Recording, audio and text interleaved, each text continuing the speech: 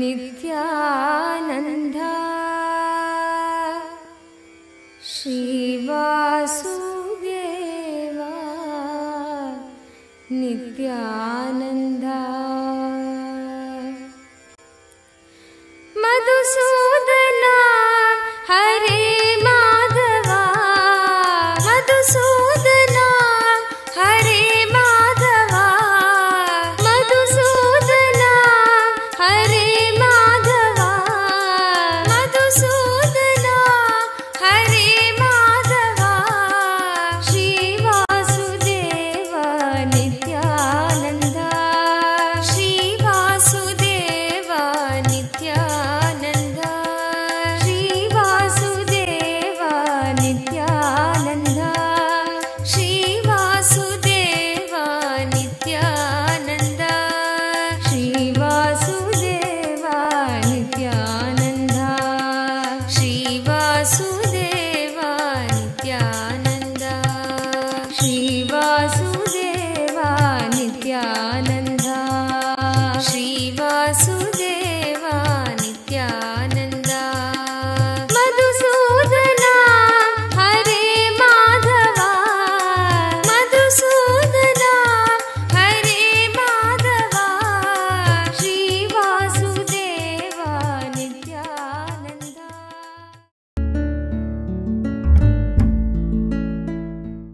Before coming to Gurukul, I attended engineers in Haridwar. So there, actually, I went there and I was not in the mood that I want to go back to home. But even after engineers, I will go back. In that context, I just went in the sake of my parents told. So you just spend time and go back home.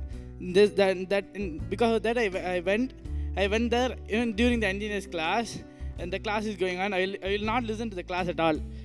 Around 18 days, the total engineers program is around 21 days. 18 days I didn't listen. I'll be just sitting, and I will not eat any food because I don't like any food there. I will not do anything. I'll be just like one person just sitting and dreaming there or doing something. I'll be just sitting like that. So after 18 days, I really there's some click after the satsang when Swami spoke and all the 18 days darshan which Swamiji gave. Some click came on me. Just I'll try to listen to the class. Once the last 3 days I listened to the class. Only after 18 days, the past 3 days I listened to the class. Just in 3 days, when I listened to the class authentically, I was able to get the right context for me to what is life. I was just thinking life is just I will just enjoy, and my life is just Maya. I'll just in Maya. I don't think that I am part of spirituality. I'll just be roaming around there and there. But after the engineers, when I listened only for 3 days, I got the right context, and because that context which I got only, I was able to come to Gurukul itself. Even if you have no context, even if you have no listening, somehow if you make it to inner awakening for kids or inner awakening for adults, then naturally that will set the right context and get you the right listening also. There'll be a sage, okay? So when he was walking, there'll be a man sleeping under the tree, okay? At that time, what happens is, when you're sleeping, there'll be a snake which enters his mouth. Knowing this, the sage actually goes, takes the mud from the ground, takes the rotten apple which is there on the ground, he stuffs inside that man's mouth. But the man doesn't understand what he is doing. He'll start cursing that sage and what he is doing. He'll be pushing and like throwing his anger without knowing what the sage is doing. But finally, when all the mud, everything went into his stomach, and when he vomited, including the snake came out, then he understood what he actually did, from which context he did. So I think that whatever action you are doing, it depends upon the right context, which brings you karma zero, is what I feel. What I feel is yes. Because Swamiji told the essence of this Upanishads is just deciding for life. And Swamiji also told in the Upanishad, they clearly declare, not only in the future or in the present you will be complete, even the past you are always complete. Unlike the Yoga Sutras and the other sutras, only the Upanishads can declare that even in your past you are always complete. So by living that always saying to life, always saying yes to life, you can complete your past also.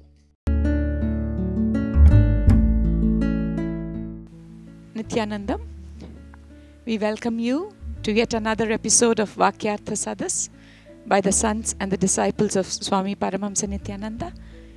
Today's topic for discussion is saying yes to life.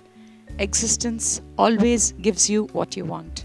See, even though we have seen the Master doing the miracles so many times to so many people, still unconsciously we verbalize, and the inner chatter takes you to a certain level, and unconsciously we speak something different, and that is what we need to catch.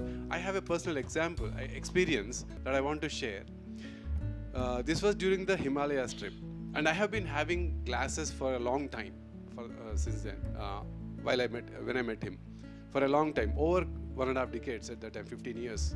So I'm a habitual user of glasses, and Rishikesh, we had this snan, Ganga snan, first thing that we do, and was playing around, and I lost my glasses in the Ganga.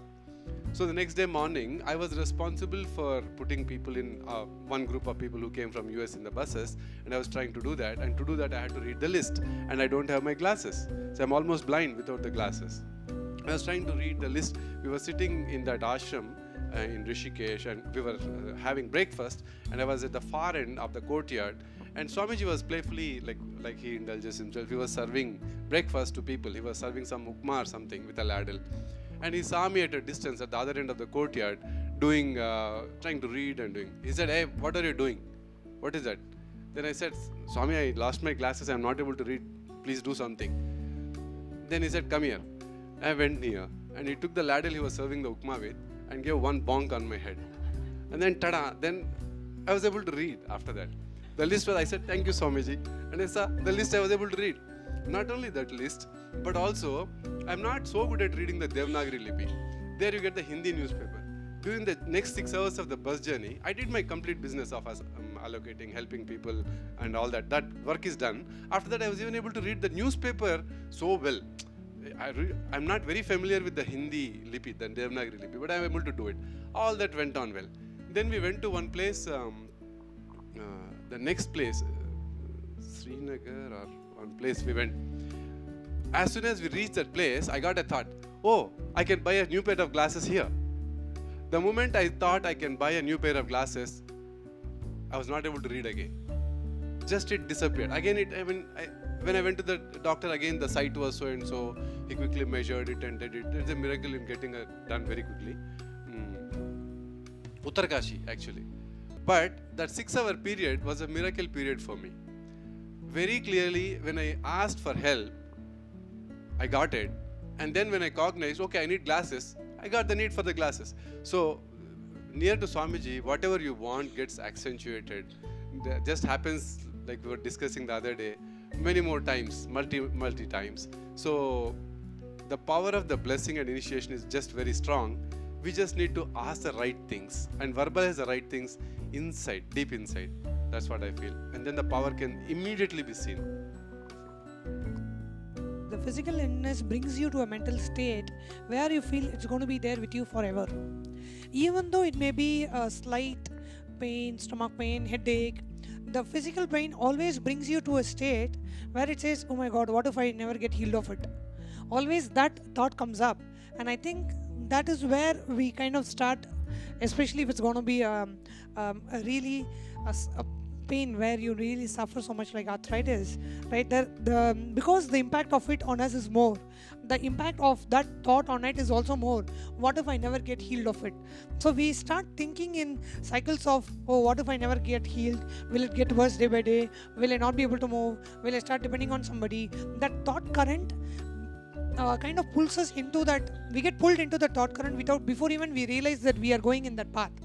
So I think whenever there is a physical pain, this current has higher existence in our inner space. That is why more and more we get sucked into it, which is when we really need to come out complete.